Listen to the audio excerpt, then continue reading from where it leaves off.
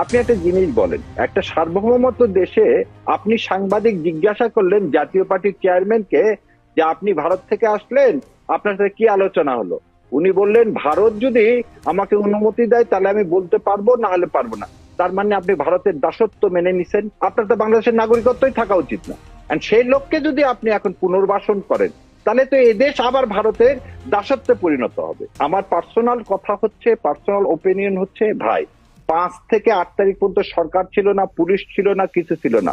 কত হাজার মানুষ মারা গেছে, কয়জন মেয়ে রেপ হয়েছে, কয়জনের বাড়ি লুণ্ঠন হয়েছে। তো আমরা জাতি হিসাবে আমরা আমাদের নিরাপত্তা দেওয়ার জন্য একটা অভ্যুত্থানের পর, বিপ্লবের পর আমরা যে সম্মান দেখাইছি, আমরা যে ঐক্যতা দেখাইছি, সেই ঐক্য আমাদের ধরে রাখতে হবে। এবং এই ঐক্যর বিনাশকারী একমাত্র ভারতের আধিপত্যবাদ।